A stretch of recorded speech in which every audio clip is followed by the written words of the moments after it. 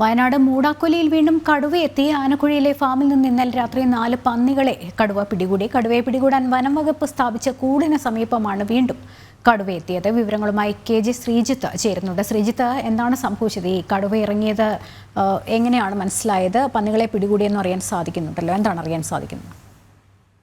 ലക്ഷ്മി, ഇന്നലെ രാത്രിയോടെയാണ് വയനാട് മൂടക്കൊല്ലിയിൽ വീണ്ടും കടുവ എത്തിയത്. ആനക്കുഴിയിൽ ശ്രീനേഷിന്റെ ഫാമിലെ 4 പന്നികളെയാണ് നിലവിൽ ഈ കടുവ പിടികൂടിയത്. ഈ പന്നികളെ പൂർണ്ണമായും കടുവ ഭക്ഷിച്ചിട്ടുണ്ട്. കഴിഞ്ഞ ദിവസവും ഇത്തരത്തിൽ ഈ ഫാമിലെത്തിയ കടുവ 20-ലധികം പന്നികളെ പിടികൂടിയിരുന്നു.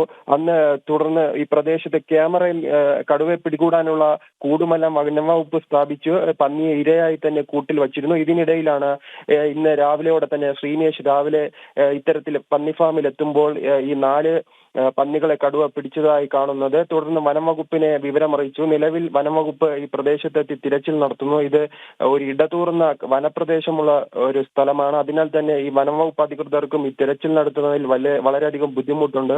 ഈ വാഗേരി പൊതുവെ അറിയാവുന്നതാണ്.